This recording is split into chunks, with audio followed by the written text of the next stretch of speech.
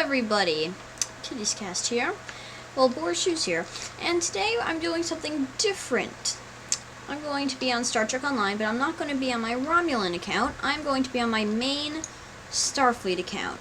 I'm going to be doing a space combat tutorial because I know that many beginners can have some very tough times when they're just starting off in space. So I'm going to start a deep space encounter with the Borg in my current ship, and I can tell you that these deep space encounters give you so much XP that you will level up to the next ship within 3 or 4 of these, because they just give you a massive amount of experience based on how much damage you do. I used to be a Commander 3. I did about 20 of these, and I became, Vice Admiral? I think I am. And so I'm going to be showing you what to do and how to choose your ship. And I'm going to do that while I am fighting the Borg. It is loading up over here. Alright. Let's do this. So I am currently, I have no idea what I'm in, but I am going to go and, I am already being attacked from 2 directions. So I am going to turn the game volume down a little bit after I take out this first probe, because I feel like it's a little loud. So I'm going to show you how I choose my weapons and what weapons you want based on your ship, because there are many different types of ways you can design a ship. Like, I am currently working on designing another ship, but it's going to be pretty advanced. It's going to be one of the more advanced things I'm working on. I'm getting a Fleet Battlecruiser T6, and that's going to take me a very long time to acquire, and a lot of dilithium and a lot of Zen. But it's going to be one of the more overpowered ones, and I'll tell you why in a moment after I can get out of this first thing. Oh, and the sphere's onto me. Alright, well, the sphere is doing a very good combat tactic. It's using a tachyon beam. Now, what that does is it drains your shields. So what you're going to want to do is you're definitely going to have this. No matter what ship you're using, you're going to want to have a tachyon beam. And the reason you want a tachyon beam because it lowers their forward shields, and then you can launch all the torpedoes you want at it, or even activate high torpedo yield, which is one of the more basic ones. I don't think there's any normal officers that don't have that. Now, I'm dying right now. And it's because the Borg are usually very powerful. Now, you might have seen me click on some of my abilities. These are some of the key abilities you want if your shields are down often, or you get the low on health. One of my favorite things are emergency power to shields, which give you a short shield boost, and a few other things. Repairs the... Okay, yeah, so it basically repairs your shields. Also, Science Team. It gives you a very large amount of shield regeneration and removes your debuffs. And then there's another thing that I really enjoy, and it's Engineering Team. It basically heals your cruiser for a certain amount of hit points, and it is incredibly overpowered. So that is usually what keeps me alive. I'm going to turn my volume down now since I'm not fighting anything. There we go. So, now that I don't feel like I'm yelling over the game. So, here we have another Borg cube. I'm still very damaged, so I'm just going to apply my buff. And one of the main things when I find that I'm fighting Borg is that they get destroyed very quickly with a large amount of players. And more often than not, I find myself getting killed by them actually exploding. I've had that happen to me a few times. But that's just me. I don't think that's too common. But here he is doing another tachyon beam on me. I'm going to do that. But wait till they finish tachyon beaming you before you activate your shield regen buffs, because then they're just going to get drained again. You might take a little bit of damage, which you could just easily heal up with an Engineering Team. And I can show you how you choose these. And a Science Console. What is this? A shield amplifier? Oh, that's really good. It's better than what I have right now. I'm going to put that in one of my Science Consoles. What do I have? That's power to beams. I like, or wait, what's that? Oh, resist shield drain. Alright, that's another good thing. Which one does more? Okay, I'm going to take this out then. Put this one in. So, it's good to have consoles that help you with what you have difficulty with. Like, I find my shields getting drained very often. So, I like things that give me resist shield drain or help me regen my shields faster. Alright, so now I'm going to talk about the weapons that you choose for your ship and the different layouts that you can have for your ship. This ship was originally a broadsiding ship, which means I had mainly phasers on 7 different things. So I had phasers all down here, 1 torpedo here, and then phaser here, and those are just normal phaser banks, beam banks, which mean they have a 180-degree targeting arc. So that means when you're facing them in a certain direction, you can have all 7 of those firing, and then once you get their shields down, then you turn around and you fire a torpedo at them. Now, I have been tweaking that a little bit for me based on how much DPS I get from, like, quest rewards. So, like, I had just plain, normal phaser banks for all these. And then I've got some Tetryon arrays. I like Tetryon because they drain shields. So if you see the little outline that, goes right here when I highlighted that, that happens for the back ones too. So in this little arc right here on each side of my ship, that means I'll have all my weapons firing. And that's called a broadside ship, because you usually have the enemy over here or over here. Like, I'm going to do an example right now, if I can just angle myself. This is broadside. You see I have all my phaser weapons firing at him right now, regardless of what side they're on. So I'm just going to activate my buffs again. And I find that most of the Star Trek Online tutorials are a little too advanced for, like, the beginning players who are, like, Commander or Ensign or anything like that. Even though I have recently ranked up to a pretty high rank, I still feel like that I can help the players because I had to go through all this. But once I found out that you can get a ton of XP based on this, and oh, I'm going to take a lot of damage. Yeah, I took some damage. Once I figured out how much XP you get from doing these quests, like, look at all this experience. So, that usually ranked me up to about here on when I was Commander. I didn't do too much damage since I was explaining most of the things. So, I'm going to go off and find myself another thing, another deep space encounter, probably not a Borg one. But after I show what I have over here. So, normally, I would just put this on, and then I would replace the quantum mine launchers with a phaser, and then that would be a full broadsiding ship, except for the quantum torpedo. The reason most broadsiding ships have quantum torpedoes, or any torpedoes, is for the damage, because the phasers themselves don't do too much. Most people have them just to weaken shields, which is why I have the full-on Tetryon over here. I'm actually having another ship that's going to be a full front-facing ship that is only on Tetryon, and I have all those stuff in my bank right now. I'll go and show you that. It's like only Tetryon, and then I'll just have the quantum torpedo or maybe the mine launcher there instead to be the main DPS damage. Like, I am going to have turrets, and I'm going to probably keep this anti-proton beam array, omnidirectional beam array, because it fires everywhere no matter what. I was trying to make one of those, but I figured out you couldn't. Alright, I'm gonna just warp out and find another place. But yeah, it's gonna be a full broadsiding, or forward-facing Tetryon ship, and I'm gonna see how that turns out with the fleet battlecruiser. I might go for a dreadnought. So, let's see where we have another deep space encounter at. Seems like they're all gone.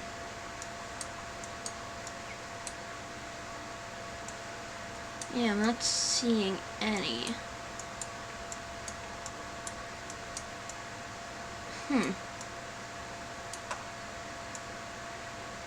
That is a little unusual. Alright, I'm going to come back once I see one appearing. I'm going to go flying around a little bit. Just looking around.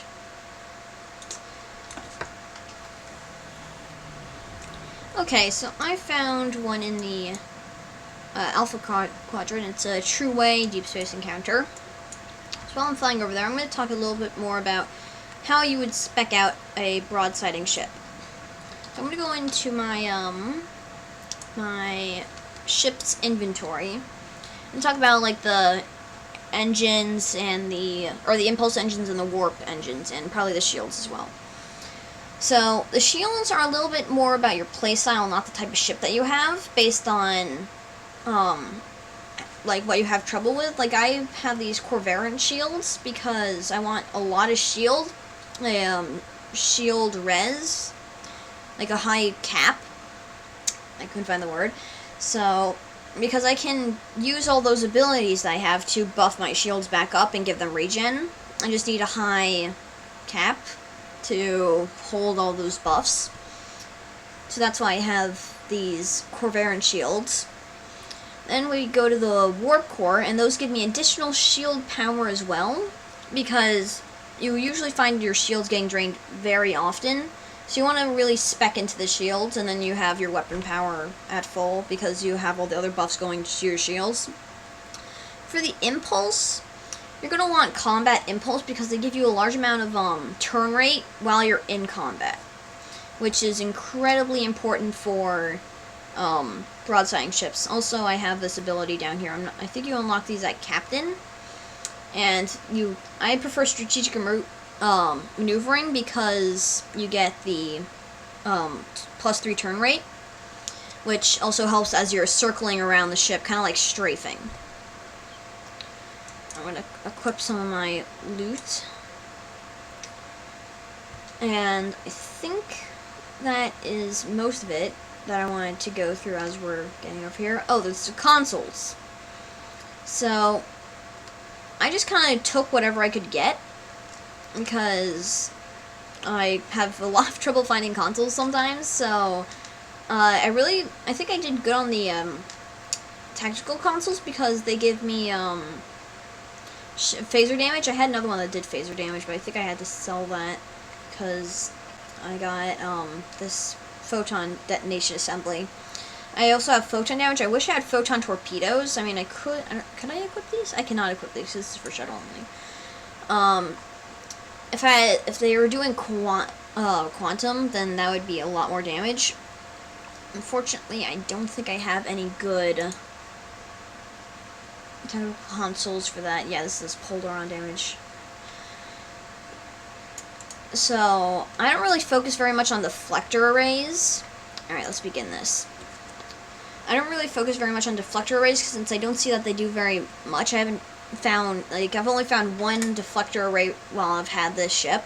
And that's been for a week or so, and I play like an hour and a half each day, so I do a lot of different quests and these deep space encounters, because I had nothing better to do, or I could work on fleet projects, but usually those get filled up pretty fast. So as we come in here, we're going to see that I think we're the only ones here for now, so I'm going to go ahead and go attack these guys.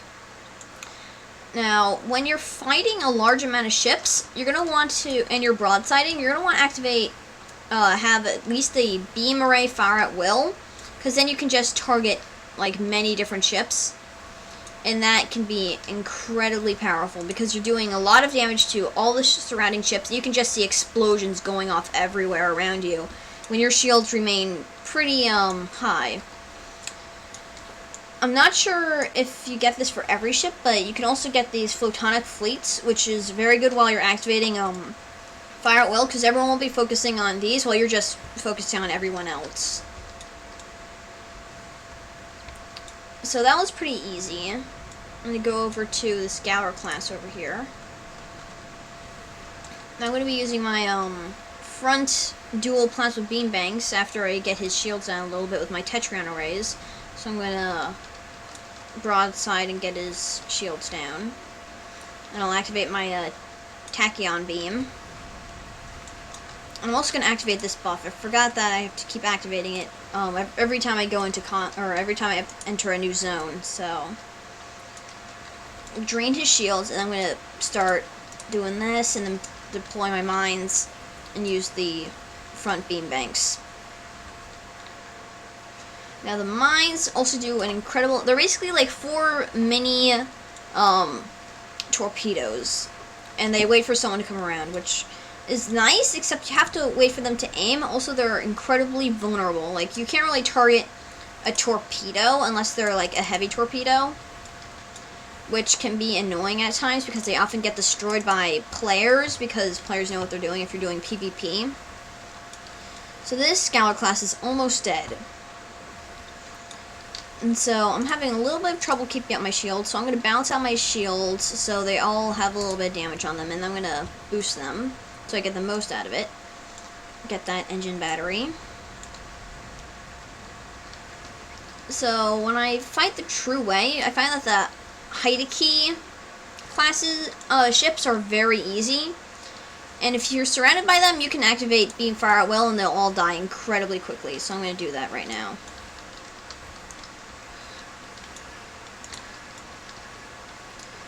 And so I have all my buffs activated right now, and as you can see, this one's almost dead.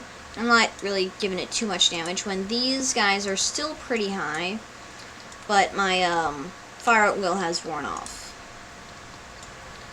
So I'm not going for this guy, and I believe his shields are done, yeah. I have terrible depth perception while I'm playing this, so I'm like, wait, am I in front of them, am I above them? So I can't really see what my angle is at towards them, so I can't know when I'm ready to fire my plasma beams. I'm going to drop some mines for him and change target to the Heideki class. Or the other Heideki class, because there's 2. Oh, he got targeted by the mines instead. That's kind of funny. I'm going to balance out my shields, activate my science team, and then activate my power to shields. I'm going to activate this. I'm going to send away a boarding party. And I'm not quite sure what it does. All I know is that it can just give them a lot of debuffs. I would read through that. I only got to read like I don't even remember what I wrote. Read to target kill some % or 3 crew, whichever is less. Boarding party shuttles to target. Alright, well, it's not that good. So now, alright, I have some friends now, which means that these ships are probably going to be going down. Let's see what rank this guy is. Oh, he's the same as me, so these ships should be toast.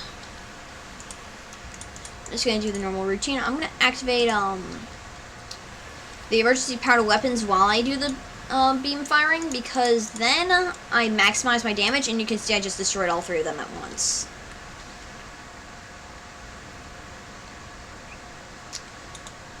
And so they give a little message when you're halfway through, about halfway through. And you can see the little progress bar right here. So that's basically the essentials of combat. I'm going to finish this up and I'm going to end the video. I still have not figured out how you get all these buffs, though. Like, if I activate every single... I'm going to activate all of my abilities once I recharge. So I'm just spamming my spacebar here. Yeah, look at all those. That is an incredible amount of abilities. So I'm going to deploy my mines. Yeah, that's a lot. Jeez.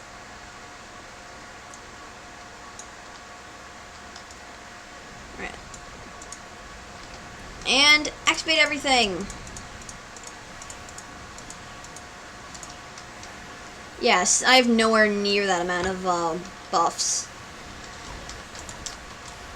So I still have a lot to learn about the combat and the advanced combat, because this is still pretty basic stuff. And there's a lot of mechanics I still understand, like the, I want to say the reputation tab and all the different abilities and, like, intelligence and all that stuff, which is I find kind of overwhelming at times. So I think we're on the last wave. Yeah, we're on the last wave. So I'm gonna give them everything I have. Full power to strategic maneuvering. Activate that. I'm gonna bring out my ships. Photonic escorts and all that stuff. And this guy will rip in peace. I got a deflector. Interesting. A secondary deflector, even. Do I even have space for that? I do not have space for a secondary deflector. Huh. I guess some ships have 2 deflectors. Alright, and I got some RNG stuff, some lithium ore. And that's the essential of combat. So, thank you guys for watching. And comment down below if I should do more of these Star Trek Online tutorials, like maybe how to make energy credits or anything like that. And I will see you all later.